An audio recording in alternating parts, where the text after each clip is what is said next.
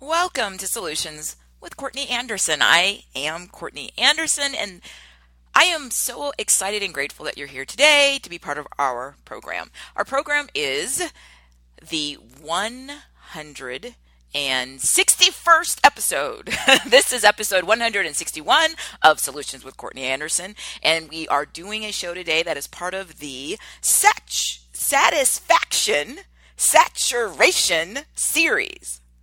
Say that 3 times fast.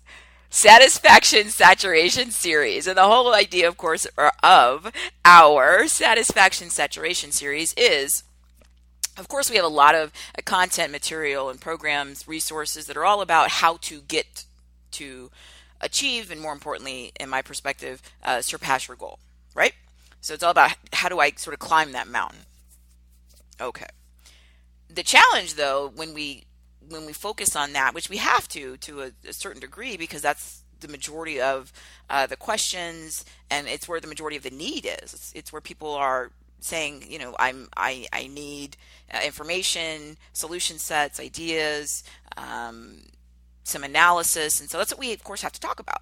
But we would be remiss if we didn't understand the totality, the entire holistic focus of what we're proposing. We can't put all this emphasis on all these programs on how do I do this and how do I do that and how do I achieve this and how do I achieve that and how do I surpass this goal, how do I surpass that goal, and then never answer the reality of what do you do after that.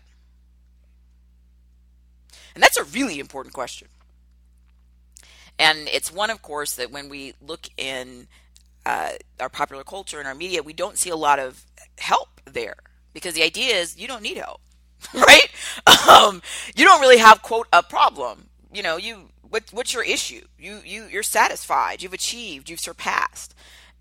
But that's not accurate, and we know that. And of course, one of the things that we do when we talk about this fundamental principle that I reinforce as much as I can, the joyful art of business, is exactly trying to prevent getting to a point where everyone externally says to someone, "Wow," or about them, "Look at their prestigious job, look at how well their business is doing, look at how much education they have, look at their income, look at their financial resources, look at their accolades and awards and achievements," and the person themselves is miserable.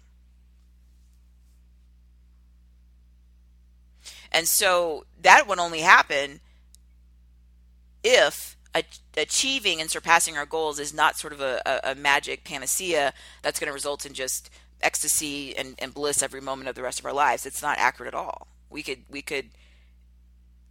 and build entire courses and degree programs and years of study and analysis on how many examples do we have of people that had untold power, untold accomplishments and wealth, and were miserable. And in some instances, were so miserable that they were cruel to other people. They were cruel to themselves. Sometimes people self-sabotage. Sometimes people self-harm. So we have to answer the question, what do you do after you surpass your goal? And it's a really important question. And my hope and my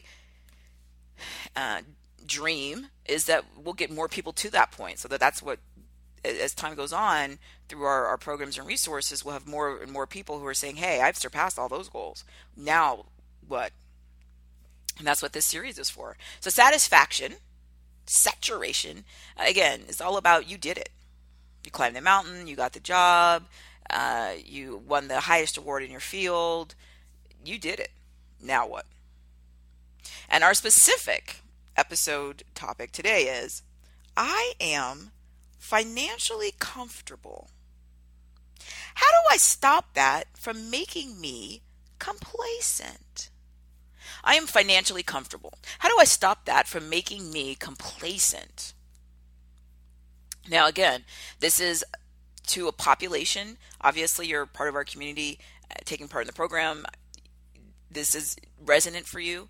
Sometimes people will have a communication or interaction with me, and they'll say, well, people who already have achieved their goal and summited the mountain, they don't need your assistance. And again, this is just short-sighted and it's inaccurate.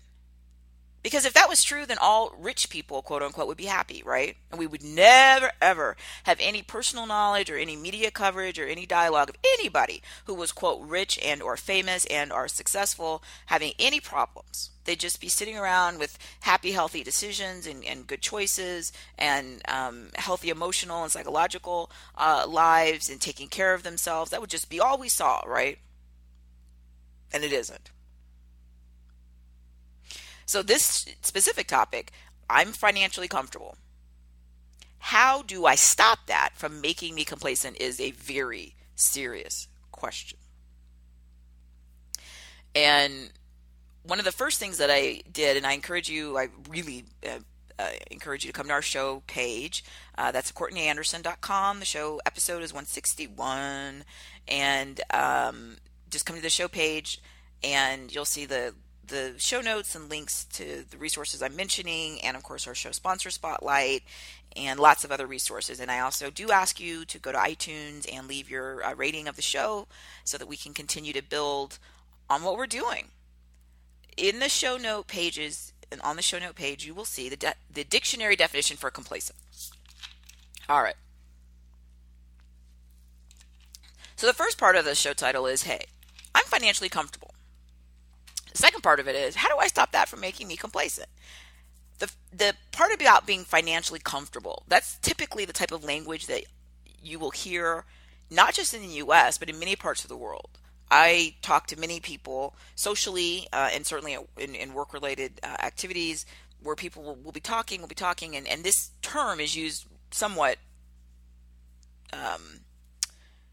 frequently. And the idea is, I've never actually heard someone say, I mean, it may happen, but I've never heard somebody say in sort of real life, not on an entertainment or media appearance or something. Or something of that event. I've never heard someone say in real life authentically, I'm rich. I'm rich. I'm wealthy. I'm mega rich. I'm ultra rich. Look at me. Look at me. I've never actually heard anybody say that. Now, I have seen people say and do things like that in a media appearance or as part of their sort of professional life if there's someone in the public eye, but I've never heard anybody in private life say anything like that to somebody in a social setting or in just a regular everyday activity. I have heard people say something along the lines of I'm comfortable, and that is basically code for what it sounds like. The idea that somebody's in a position, or they perceive themselves to be in a position, where they're not really particularly worried about if my refrigerator breaks, if my car needs repairs, if something happens to someone that I care about and I have to help them with a medical bill. They're not worried about where the money comes from because they have money. They have money invested. They have money saved.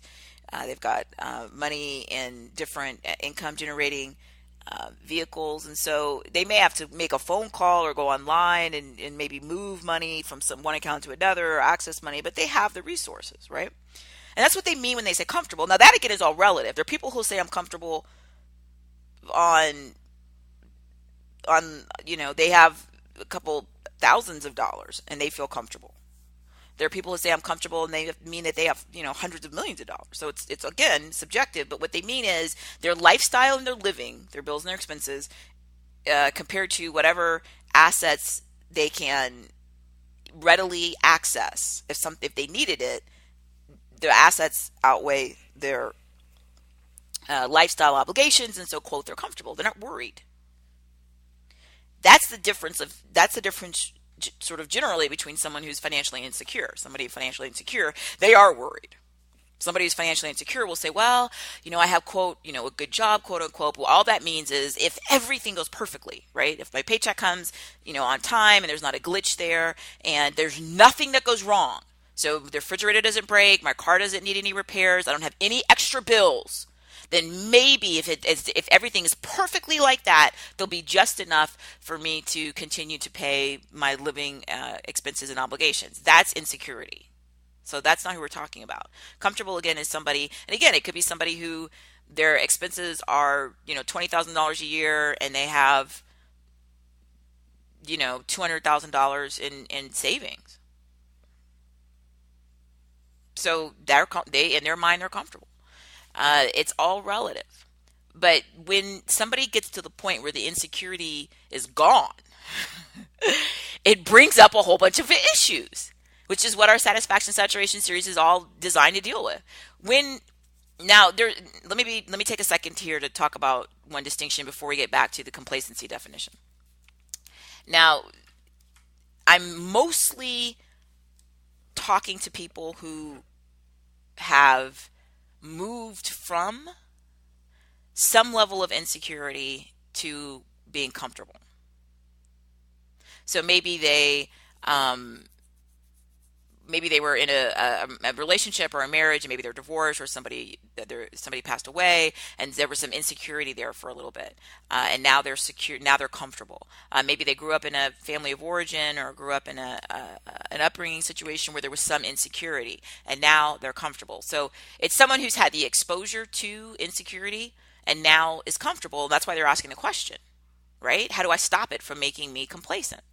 There's a totally different, very small population, which obviously makes sense in terms of our global society, who's never been uncomfortable. They were born into comfort, and they've never had a moment in their lives where they've ever really thought about money. Not that they don't think about money; they think about how much things cost. Like they'll think, "Oh, okay, well that thing costs X amount of dollars." And there's not been a person I've ever known personally or worked with, or even read of that's modern times, who the idea that, quote, money was no object, that there's just nothing they can't buy. Now, there are people that have so many resources relative to the rest of the population that they have a very high threshold. They can buy a lot, but they still have some limit somewhere, even if it's incredibly hot, relatively speaking. Again, it's all subjective, right? So someone whose entire life they've never ever worried, oh, what would I do if the car broke down and I didn't have any money and I couldn't pay to get it fixed? Would I just have to let it be broken and risk my life and hope it doesn't, kill me or fall apart while I'm needing it? Do I try to find public transportation? Do I ask somebody else if I can borrow their car? Do I borrow money at awful interest rates from a short-term lender or payday lender or pawn shop? I mean, that's insecure. There's a little teeny population, and by teeny, I'm talking a percentage in relationship to the global human population, right, of 7+ billion people, of who their entire life experience has been they were born into incredible amounts of comfort, and that's been all they've ever known, and it's never been threatened in any way. That population wouldn't necessarily have this same question because they've always been comfortable. So their question would be different, because this idea of complacency would come from a different perspective, because they've had nothing but comfort. The majority of people that are in our community for our satisfaction saturation series are people who have had some experience with some level of, and it's all relative. But they've had, so if someone came from a background where they always had shelter, they always had access to clean water and to a toilet and utilities, and they've never starved or been without a meal. That doesn't necessarily mean that they haven't experienced some relative level of insecurity financially. It's not the same as someone, of course, who says, "My goodness, I was born in a village with no running water, and I had no electricity, and I lived in a refugee camp, and I almost starved of malnutrition." It's all relative. Now, so yes, that's a much more extreme and very serious and real example. But that doesn't mean that someone who had a very, very different opportunity lifestyle hasn't had their own relatively define experience of being insecure. Someone can be in, quote, a middle class situation where, yes, they have never worried about having something to eat. They never worried about maybe having clean water to use the restroom or to take a shower or brush their teeth. And yet there may have been financial stress or strain. And there may have been times where they had to understand, no, we cannot afford that. So it's all relative. Why is all this important? And all of it sort of a precursor to answering some of the question, because this is the answer to the question. The person who is worried about being complacent is typically someone who's been in a situation where the insecurity has been a motivator for them. Now we often neglect that, and when we do, especially when we talk specifically about finance in my financial fierceness series and a lot of our other programs, people just are so obsessed with getting money. I need money. I want money. I need more money, more money, more money, more money. And there's two parts of that I have argued in many of those programs are just the wrong focus. One, you have money at some level. Most of the people, I'm not talking about if someone is somewhere saying, my goodness, I have no shelter, I have no water, I have no food. Usually those people aren't able to access the radio show, the podcast. They don't usually have internet access. So it's not designed to talk to that population. So people who have some resources, they're neglecting the part of the equation in terms of how are you spending whatever money you have now. So that's a huge part of this that they do ignore. Because you can get more and more and more money, and as long as you keep spending more and more and more than you bring in, you're always going to have insecurity. You can be insecure on $1 million a year. You could be insecure on $1 million a month. You could be insecure on $1 million a day. And we can sit here and find examples where, that's right. She mentioned so and so. I saw that news report. I saw that person was bankrupt, or that did happen. Okay, so there it does, right? So I'm not talking about any specific number. The numbers are actually not really relevant. The question is the formula. So when people are so obsessed and focused on, I need more money, help me get more money, which is good. It's a part of the equation, raising your revenue stream. But the other part of the equation, which is incredibly important, is the part about what are you spending it on, and how are you investing in yourself, right? So the challenge of that process, and I think why some of these ideas and these issues are so popular, people, help me, I want to earn and I want more money, is because there's this sort of dream myth that I'll make more money and at some point everything will be magically fixed. The challenge is that people, I think, overlook how. Let me make sure I'm going to try to phrase this as specifically as I can. The insecurity can be, in some ways, a positive motivator for people. Now, I'm not making an argument that isn't it so wonderful. People who right now at this moment are somewhere, and it's trapped in a civil war with no food, they're so fortunate. That's ridiculous. What I am saying, though, is that assuming that someone has their basic needs met, so some shelter, the access to hydration and clean water, hygiene, and nutritious food, then above that, then that's what I'm talking about, that group, right? Obviously, I have to keep clarifying, because sometimes we have feedback from non-community members, or not members of our community, but they just have these ideas, and I think that's not at all the framework that I was discussing. So what I'm saying is there's a very positive aspect to the insecurity, because for many of us, myself, it motivates us. So for many of us, we've experienced where, oh my goodness, I have a situation or a time in my life where there's insecurity, and I know what it's like to worry. If anything goes wrong, if there's something that breaks down, or I need one more, penny, I don't have it. And how will I get it? Or I'll just go without. I'll just skip eating for a few days. And again, I'm not talking about somebody who's on the edge of malnutrition and dying. I'm talking about someone who's just for financial reasons having to really, really, really, really go without. Not where it'll kill them, but it's not a good choice. And so the insecurity for many people, again, above the threshold of people who are in just dire need in a very serious situation, we all would agree need all the help that we can immediately provide them to give them opportunities for betterment of their lives and meeting their basic needs as humans. But above that threshold, so I'm in this threshold, right, where, okay, my needs are met, I have some shelter, I have access to hygiene and toilets and showering and bathing, and some access of food, some clothing, and okay. But there's insecurity, right? So I may be at an income level where I don't have enough to necessarily meet all of the expenses or needs, so I'm going to have to start making, tough decisions. Okay. That insecurity can be, in many instances, a motivating factor. And in some instances, that can be, over time, a positive, because it keeps people moving forward, action oriented. I'm doing stuff because I don't want to be insecure. And so it stops them from getting to a point where they're just sitting around resting on their laurels, right?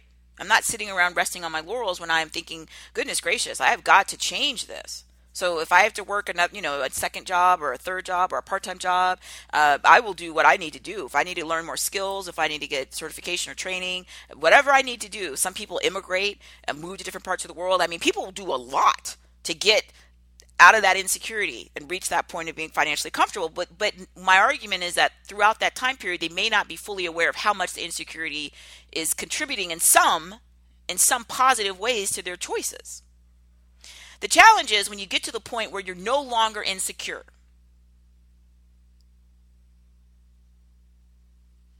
where you realize, and this is for everyone who's in our community for satisfaction saturation, you've had that moment where you sort of look, I've had this moment where I look and around and I think, wow. And for, at least from my experience, I was so focused on the different goals I'm trying to surpass and the different things I'm trying to get done. I didn't even really totally understand the full picture of the what was happening until I sort of looked around at a certain point and I realized, wow, I've got resources here and investments there and some resources there, and oh,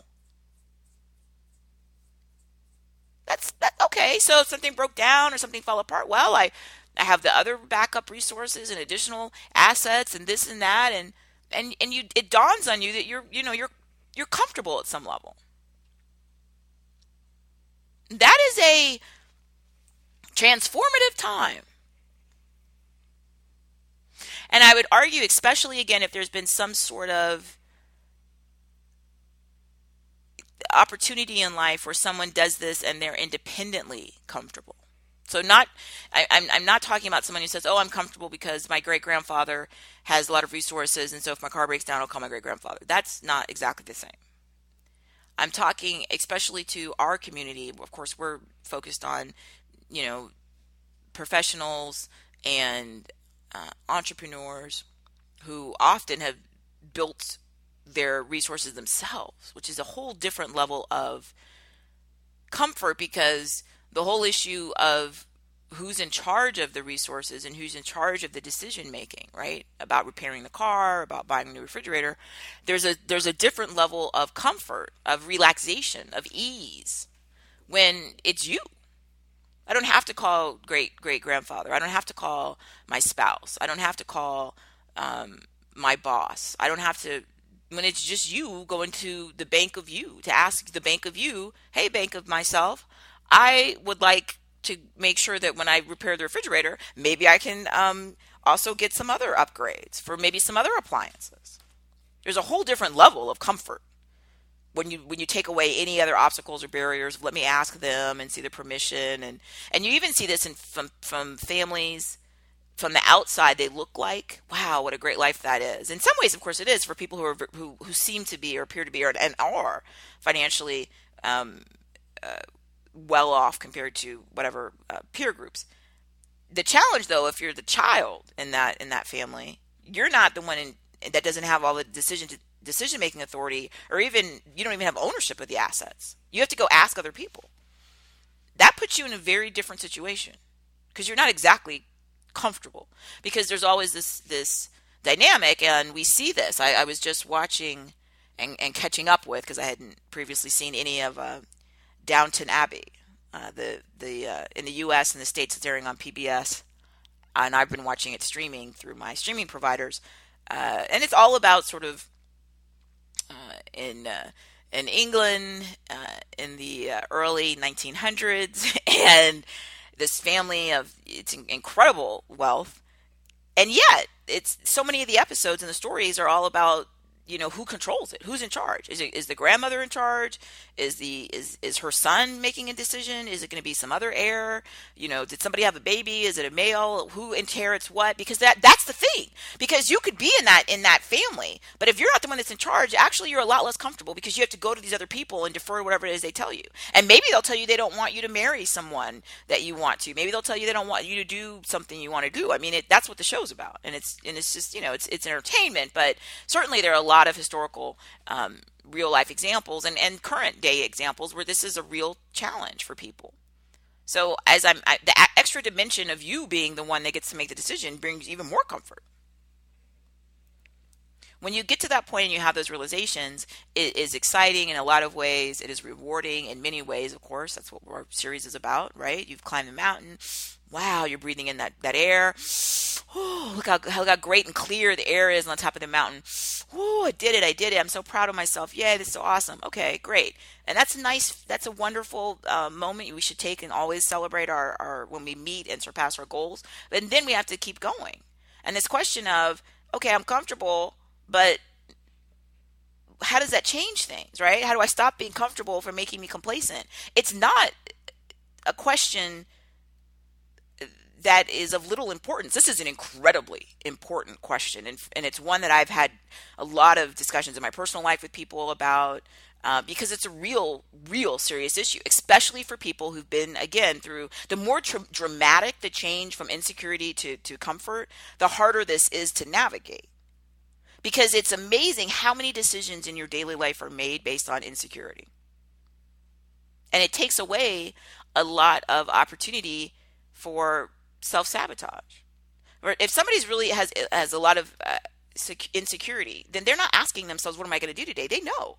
I have to get up. I have to go to my full-time job. I've got to, go through the commute or deal with, the train or the traffic or the boat or the plane or whatever way they get there. And then I'm going to deal with my coworkers and my boss and my customers and my clients. And I'm going to follow all the rules and the procedures. And then if they have other external additional requirements, they may have had to go spend hours before they even went to their full-time job taking care of child care and family issues or elder care and dropping people off and running errands, and then and then as soon as they leave, they're commuting for another hour, and then they're going back to elder care and back to child care and dealing with more issues there, and then they're back into their private place where they live, but then there's more issues. I've got to take care of this and that. Maybe they have to, some people on top of all of that, I have to clean, and I've got to prepare food and take care of other people, and by the time all this is done, I mean, other than maybe using the restroom and eating a little bit while you're doing all these other things, there's not time to sit around and ask yourself, how do I stop from being complacent?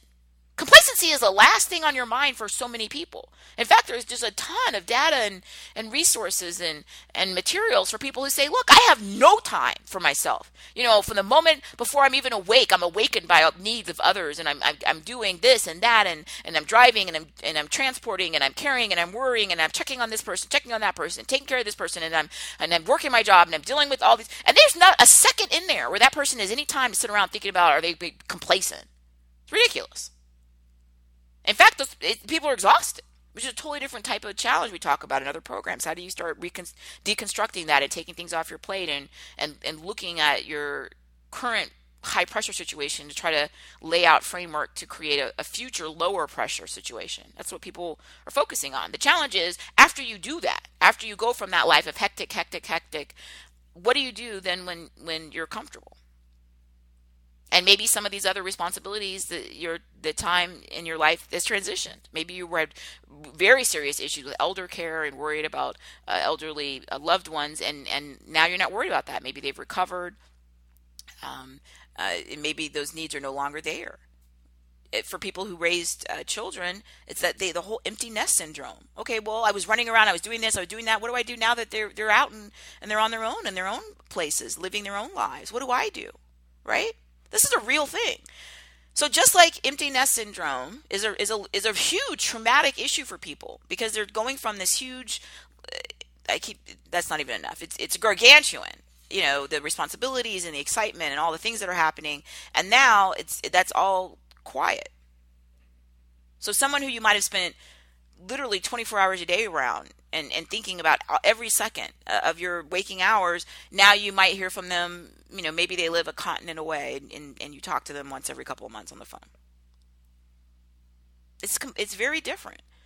And that can be something, if people don't prepare for ahead of time, really, really destructive. And I'm making an analogy to the move from insecurity to being comfortable. And I'm hoping this is an analogy that people can relate to. if they haven't themselves moved to being comfortable. It removes all of that stuff that you had to do before that kept you motivated, right? So how do you stop from being complacent? Again, look on the show notes and you'll see the dictionary definition of complacent. It says, marked by self-satisfaction, especially when accompanied by unawareness of actual dangers or deficiencies. All right. Self-satisfaction, it's in the whole framework and my explanation at the beginning of the episode of this entire series. Satisfaction and saturation is all about satisfaction, right? And it's about, again, I want us to take the time to acknowledge and celebrate and be really proud of ourselves. We did it. You completed that educational program. You got the job. You earned the prize. You received the accolade. It happened. You did it. You know, that's awesome. Okay, so we want to take the time to really experience it. So the self-satisfaction part of the definition of complacency, the way we're looking at it, is a healthy part of what we're discussing. The challenge is the latter part of the definition, which says that the self-satisfaction, which is, we're going to call it just generically a good thing, is accompanied by, unawareness of actual dangers or deficiencies. And that's where we are going to focus, because we're not going to have to worry about becoming complacent, right? Because we're not going to let ourselves become unaware of a danger or deficiency.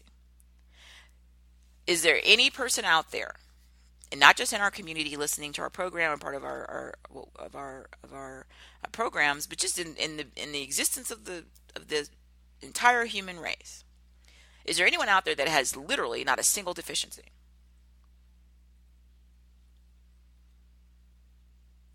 Okay, so you thought and you thought and you thought. The answer is no.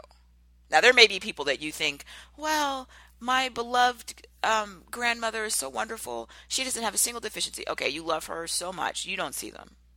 But I guarantee you, if I asked your grandmother's not favorite friends or people, there's going to be somebody that's going to say, well, she's a little bit too neat, maybe. Maybe she's a neat freak. Some people will use language like that, right? She's just overly fastidious. Trust me, there's going to be something somewhere that if we got a little bit more unbiased opinion, we're going to have something that we could improve on. Even if deficiency doesn't necessarily mean that it's a horrible failure, right? We want to make sure we're clear on that. What we're talking about, though, also is there something we could enhance? Is there anybody out there in our species that doesn't have the ability to enhance or improve or make better some aspect of themselves? And again, my answer is no, it isn't. There isn't. I can always learn something new or improve something in my life experience or see. And I'm not even going to ask the question if there would be someone who would think, well, I don't have anything that I would label a deficiency. Okay, well then that's the danger, and that's an unawareness, and that's narcissism at an unrealistic and unhealthy level. And it's kind of sad. So everyone has something that's either a deficiency in a non-destructive definition of the term, and or something that we can enhance or make better. So this is going to fix and answer the question. We're not going to become complacent because we are aware. We just talked about it. We just said it. I even said the word no. Right? There's not a single person out there that doesn't have anything at all that they could either improve, enhance, or make better.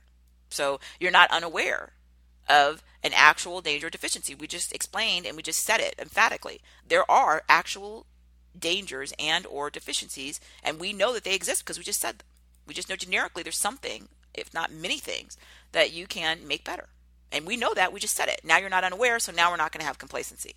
Now our question is, how do we then become aware specifically of what it is that we need to focus our energy on? And I have a couple of show note quotes again. So this is episode 161. You go to CourtneyAnderson.com, go to our show page for episode 161, which of course is satisfaction, saturation. I am financially comfortable. How do I stop that from making me complacent? Again, I mentioned this idea of sort of an aristocratic family, and how when I am in a situation where my whole life has been comfortable, it can become a challenge for me to be as motivated in a healthy way to change. You're not super motivated to change if you look around and feel like, everything's pretty super awesome. Which again, that would only happen if you were unaware of this actual deficiency, because everyone has something they could work on to improve, enhance, if not just for yourself, how about for people you care about? How about for society at large? So I was thinking, okay, well, what are some great examples? I think there's some people who had again reached those summits, so that saturation point in many different ways, and I picked two examples. Actually, I picked. Well, first, let me. Okay, so in the show notes, I immediately thought of the technology entrepreneurs Steve Jobs and Bill Gates, because they certainly globally have been in the public conscious, and of course, Mr. Jobs has passed away, but continues to have quite an impact in a public persona, right? So one of the things that we did another show about, where we talked about a commencement speech that Steve Jobs, the founder of Apple and also Pixar, the animation movie and entertainment film, and then Apple, of course, makes computers and smartphones and tablets and all kinds of other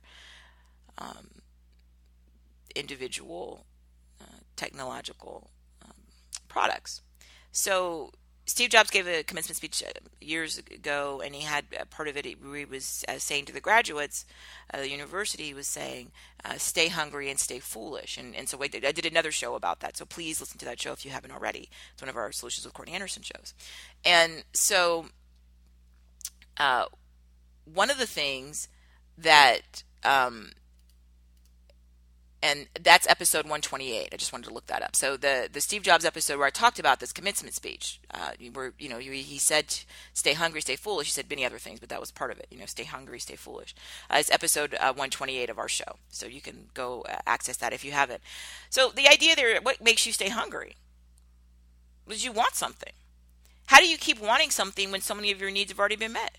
And that's why when we talk about surpassing our goals, that's why we have satisfaction saturation series. You will not stay hungry if all you do is sit around and think about all the things you've done. It's not going to happen.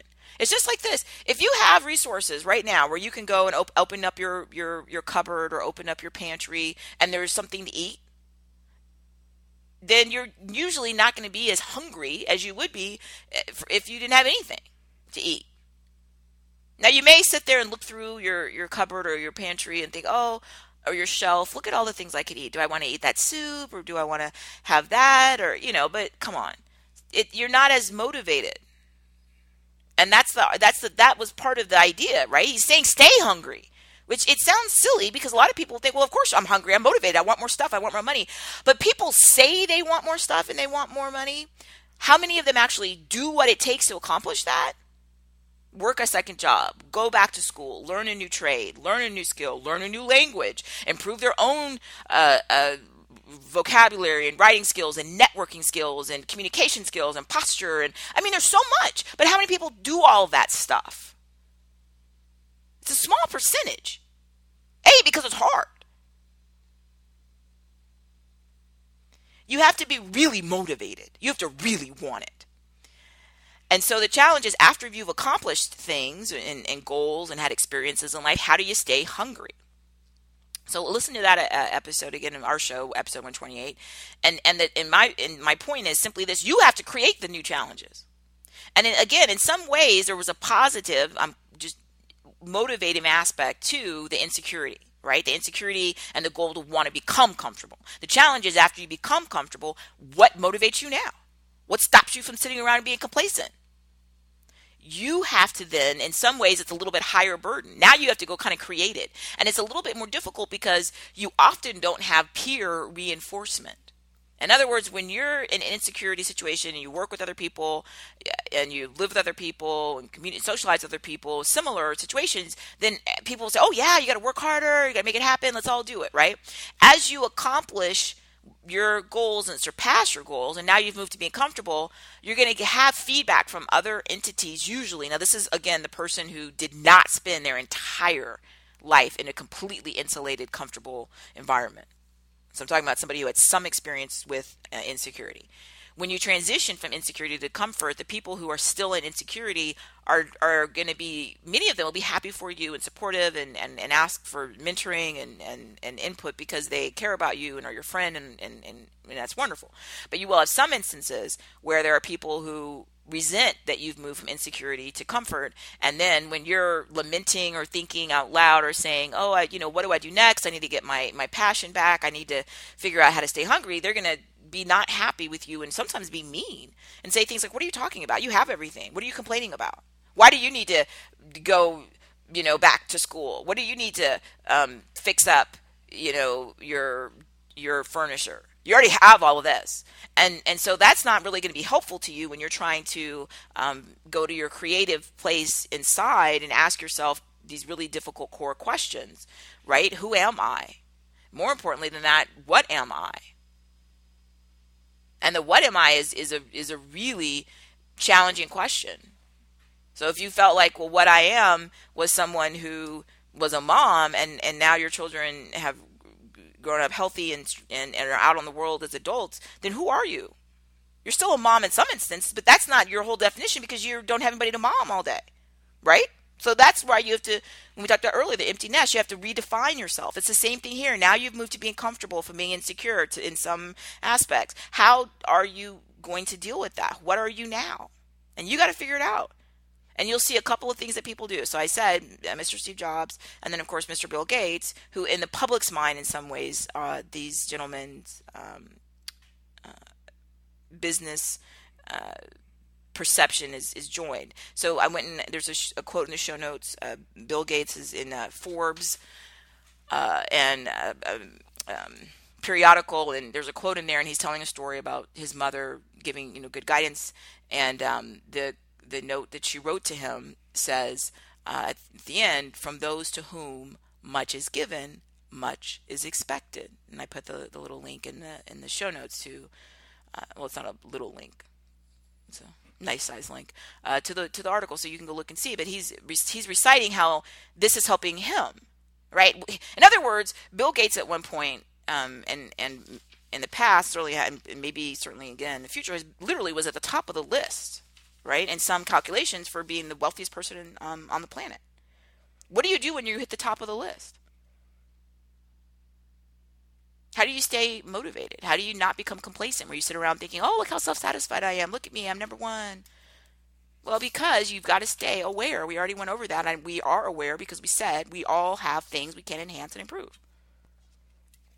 And one of the things that this Bill Gates quote that I'm interpreting, what it means is that, okay, so maybe we've gotten our fitness and our health, and we've fixed up our environment in our home, and okay, we're doing well there, we're taking care of ourselves, we're engaged in our hobbies and activities, and we're having, okay, so doing well there. So where do we go next? Because we gotta do stuff, right? We don't want to get complacent, because complacency is somebody who's unaware of a danger or deficiency, which of course we can and may most often, most probable, is going to lead to awful, horrible outcomes. We don't want that to happen. So what do we do to motivate ourselves and keep this idea of complacency at bay? Because it's not a good thing. It's not at all. It's a negative thing in this aspect. And so the idea my interpretation of this idea from that quote is that, okay, so I'm taking care of myself and my loved ones and my world, my community, my home. Now I need to think bigger.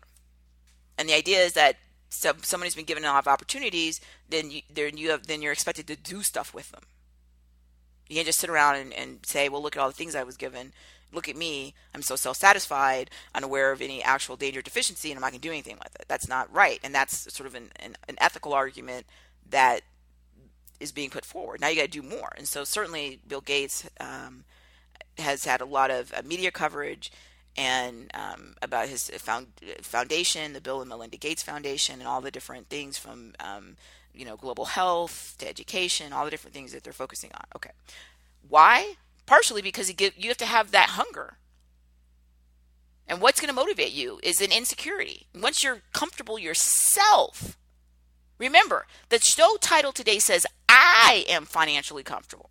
I am financially comfortable. Which is great for us.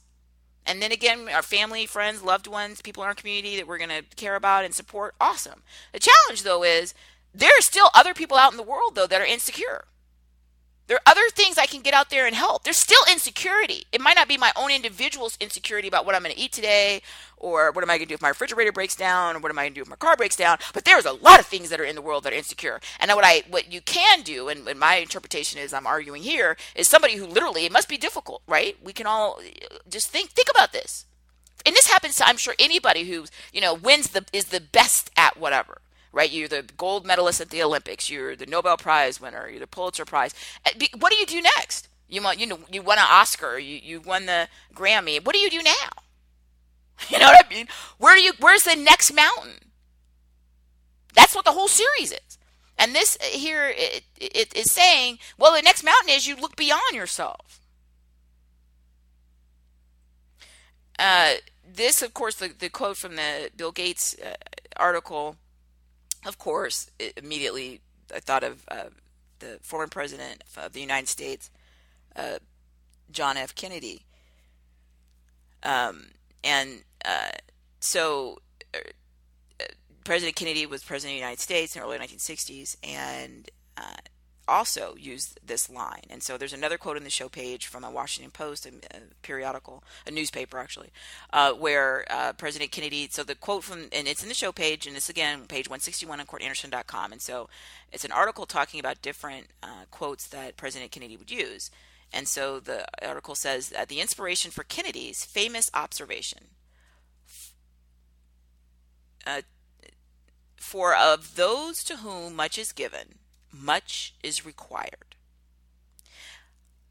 can be found in Luke 12:48. For unto whomsoever much is given, of him shall be much required. And what that's saying is, so President Kennedy had used this idea, right, to whom much is given, much is required, just similar, obviously, to much later in time, many decades later, when Bill Gates received that information from his family, right? And that this was, of course, inspired from a biblical passage. And the biblical passage there is, for unto whomsoever much is given, of him shall be much required. And so this is not a new thing. This is not anything. So that's some examples of business people, entrepreneurs, politicians using this idea. Now, of course, Kennedy, President Kennedy, was born into immense wealth, lived that whole lifestyle, right, in that comfort. And yet still, there was some motivator to stay hungry. Maybe competitiveness, sometime with other family members, sense of trying to make your parents proud of you. And then there's always another mountain to climb, right? And so the idea that we want to make healthy choices, and we don't ever want to get in that position in life where when we look at our days and our time we spend in our professional activities, where we don't have more good days than bad days. And the only way that's going to happen is we have to continue to have that perspective that's healthy and realistic. All of us have deficiencies and or things we can enhance as we continue to work on ourselves. Everything from what we eat to, are we sleeping enough? How do we treat ourselves? How do we treat other people? Monitoring our moods and our energy, and paying attention to medical issues. We want to take care of other people that are in our lives, that are our loved ones, and then we need to look beyond that. And it's easy to stay in that positive, motivated way with insecurity, even though it might not be our own individual insecurity based on finances. It may be someone else's insecurity.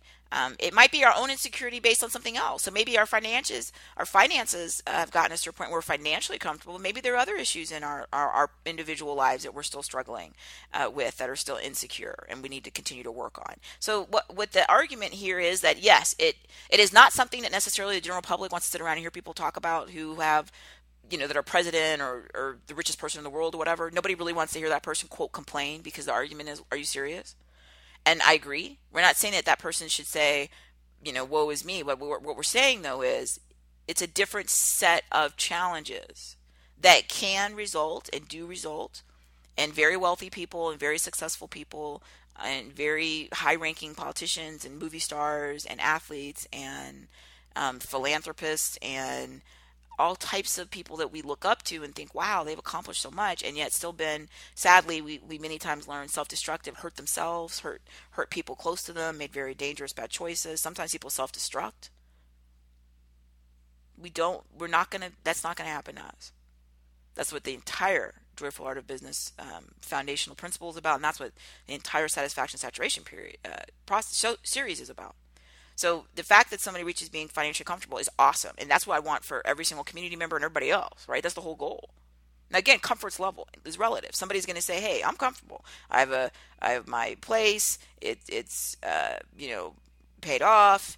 You know, it's a 1 bedroom. I love it. I'm way more comfortable than I ever dreamed I'd be." And they're at their place where they're financially comfortable. Another person will say, "Hey, I have a 10 bedroom place, and I don't feel comfortable at all." Okay, this is all relative, but we want to get everybody to a place where they're not financially insecure and they're not having the anxiety and the stress and the fear from that. We want people to use the being quote hungry, for accomplishment to motivate them to accomplish their financial goals and get to the point of financial comfort. And then we've already solved the problem. I love this show because here I'm able to say again, we answered the question. You are not complacent because we already acknowledged you're not unaware of dangers and deficiencies. We just talked about them. There's always something you can improve and enhance for yourself, for your loved ones, for your community, and for the entire planet, not just humans. The planet itself. So there's always something to look at, something, and we see that with many people who've accomplished things in different areas. And now they're looking at space exploration or they're looking at deep sea exploration. There's always something, right? But here's the thing: you have to be the one to sit and figure this out. What is it? Nobody's gonna be able to tell it to you. And nobody who hasn't reached their own comparable level of self-assurance and comfort is gonna want to listen to you sit there and lament that you're not sure what you need to do next. That's why you have to seek out only the most trusted confidant who has their own level of similar self accomplishment, and then you can bounce ideas off of them. But you have to go deep inside of yourself. What are you? Who are you? And you have to answer this. And then once you do, you're just going to be as healthily driven to achieve as you were before to achieve financial comfort. Now you know you did that. That track record reinforces in you the confidence and the tenacity to stick with your new goals and to stick with them. And yes, sometimes when people set these new goals, they're really big, right? These global health issues, environmental issues, interplanetary travel. These are really but they need to be sophisticated and complex so that people can be excited and motivated and driven and intoxicated again by that excitement of the unknown. That you have to have that, and especially for the people in this series, because the people who were driven to get to the point that moved from insecurity to comfort, they were really driven. Remember, I mentioned earlier that everyone, quote unquote, not everyone, but almost everyone will say, yeah, I want more money. But very few people actually do all the things required to move from the financial insecurity to comfort. For those of us who do that, you usually have an uncommon amount of tenacity and drive and focus and self-discipline, and that actually is part of sort of what makes you happy, is getting it done, right? You can't just sit around and think, okay, well, now it's done, I'll just do nothing. It's not healthy. There's so many examples of stories of people who, oh, it's so great, the business was a success and they went public or they sold it or whatever. Sometimes they're at a really young age, and then the idea is, why don't you just go sit on a beach somewhere? Okay, you do that for maybe a little bit if you like beaches or skiing or whatever makes you happy, but then what? You can't just do nothing.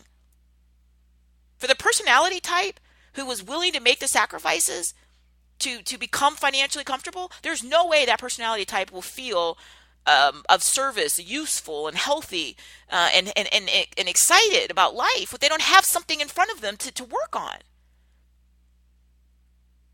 And this is a real challenge. And here's what I'm going to say to you now. For those of you who were part of the show today who haven't reached yet your own definition of being financially comfortable, you're on your way.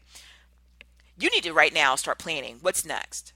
The worst thing you can possibly do is ignore the next part after you reach your financial comfort level, because you're so focused on, I need to get to being financially comfortable. And then when you reach that point, now what? And that's what people get in trouble with. They're so focused on climbing the mountain, they don't ever stop to ask themselves, what am I going to do after I get there? And then when they don't do that, they climb the mountain, they get to the top, they're really, there's that celebratory excitement, and then a lot of negative things. You get other feedback from people who maybe be envious or unhappy. You get a disappointment in yourself. You're a little deflated. Now what? You've got to plan ahead, or at least start thinking. I'm not saying sit down and have like the whole thing totally planned, but you need to start thinking early, like right now. What will I do when I become financially comfortable? You need to ask that question. Not what would I do if, because we don't do that on these shows. What will I do? Because it's a plan. I mean, it's like saying, what am I do if I graduate from high school? What do you mean if? Of course you will. What are the requirements? What are the goals? What the plan? Let's make it happen. It's the same thing with this. So what will I do when I am financially comfortable? And just start thinking about it sort of broadly. Maybe, what are your interests? What do you think you might be an interest? And just start brainstorming a little bit now ahead of time so that as you get closer and then you finally reach that point, that you already have things that you've been sort of ruminating on, so you're ready to start moving to the next part. And so instead of getting caught up in self-destruction, remember, people, sometimes you accomplish all these things, it is lonely no matter what it is you've done, just because there's a small percentage of people that do that. And that if you don't have this rest of the plan kind of ahead of time, you can be really susceptible to other people taking advantage of you financially, because you have resources.